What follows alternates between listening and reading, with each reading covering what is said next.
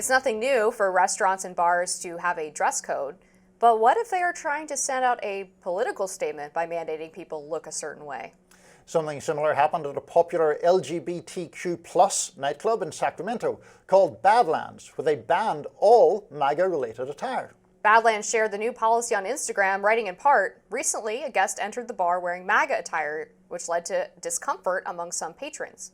In response, we initially decided to ban all political attire to avoid further issues. However, after careful consideration, we've realized that a blanket ban is not the right approach." The post further said, moving forward, MAGA-related attire will not be allowed in the venue. This decision is not about banning political beliefs. It is about ensuring that Badlands remains a space where our community feels comfortable and supported. The guest who wore the MAGA hat to Badlands told CBS 13, "This is the first time I've ever done this, worn a red Trump hat at the bar, so I was a little nervous." The policy received mixed reaction on social media. The Sacramento chapter of Log Cabin Republicans, a gay conservative group, wrote on Instagram, "The decision by Badlands to ban MAGA hats/apparel is a disappointing move that prioritizes division over the fundamental American principle of free speech. True equality is not about silencing opposing views, but about creating spaces where diverse perspectives can coexist." Alice Mamberg, who lives in the same neighbourhood, told KCRA, "Given the current political climate and what's been going on and how the administration has been behaving towards certain groups, especially the LGBTQ community, I can understand why they made that decision." Can you understand why they made that decision, Amber? What do you make of it all? I guess, they're allowed to do whatever they want. Well, that's right. Yeah, if you are a Trump supporter, then just don't go to that bar, I guess. So, this is the thing. This is one of those debates to me where there are two separate questions that often get conflated. Does a bar or other private establishment have the right to do that? And the answer is... Should they? And should they, right? Because they pretty clearly do have the right. They're a private institution, and political opinion is not a protected class in the way that race or gender are.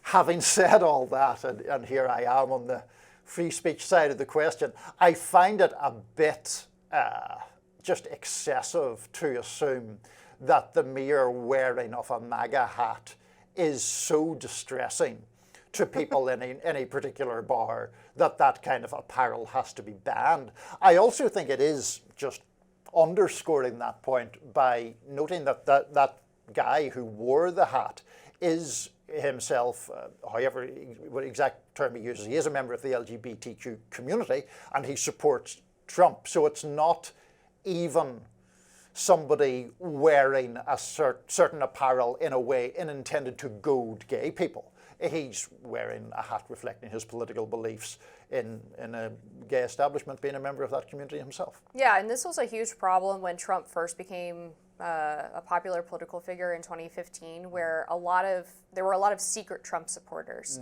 who felt like they couldn't talk about their support for him openly or wear apparel to that effect because they were worried about backlash from people in their community, their neighbors, their friends, their family, and even broadly just a random person walking down the street. We were talking about free speech on college campuses earlier. There were a lot of documented incidents of people who were wearing MAGA hats being assaulted on college campuses. And when Trump came back for his comeback in 2024, there seemed to be a cultural shift. People were more comfortable openly supporting the president. They were more comfortable wearing MAGA apparel. You had athletes doing the Trump dance prior to the election, and so it seemed like something of a vibe shift. And this bar feels like they're going back to that 2015, 2016 era. And I think generally speaking, beyond the fact that they have the right to do it, it is divisive. I mean, for them to only ban one side political apparel with the intention of protecting the so-called comfort of their other patrons feels discriminatory towards gay people who don't have the same political opinions. And there are a lot of gay men who support Trump. It's one of the most pro-Trump parts of the LGBTQ plus community. And I think it's unfortunate for them that they've basically been classified as traitors to their sexuality group or their community because they just have a different view on politics. And to that point, I understand that the reason this was all happening in Sacramento was that it was the Log Cabin Republicans, which is a group of gay Republicans, were there for, I think, the California GOP state convention. That's why they were in Sacramento. Look, I am on the side of saying that people's sexuality or race or whatever should not determine their political leanings. Now, I think that there are certainly lots of arguments you could make in any political moment about which parties' policies benefit or are to the detriment of certain interests in certain communities, and that's obviously an important debate to have. But in this instance, I just think, to my mind, you're creating more of a problem than you're solving by banishing people wearing that hat. I'm sure it would occasion comment or criticism from people. I think that's fine. I think if some patron of that bar or club wants to go up and have an argument with that guy about wearing it, that's fine, unless it were to turn physical or intimidatory on either side.